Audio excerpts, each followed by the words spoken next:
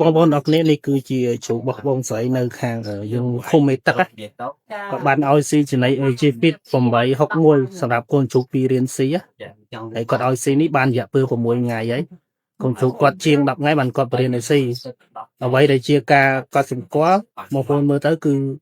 កូនជ្រូករីអេប៉ុន្តែនិយាយពីសុខភាពការលូតលាស់អីគឺវាល្អហើយទាំងពីរសវកហ្នឹងគឺគាត់ឲ្យស៊ីចំណី AG-FIT 861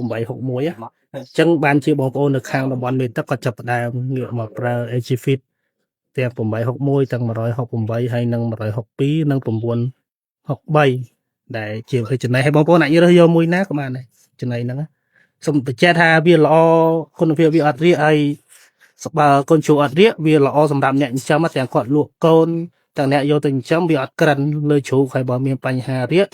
វាស្លេកស្លាំងវាទន់ឬអីអាហ្នឹងវាជាបញ្ហាយកអស់លុយទិញថ្នាំបន្ថែមណាអញ្ចឹងរើសចំណីឲ្យត្រូវសម្រាប់ចិត្តឲ្យត្រូវអាហ្នឹងយក AG-FIT 861ដើម្បីបរៀនឲ្យកូនជ្រូករៀនស៊ីបាន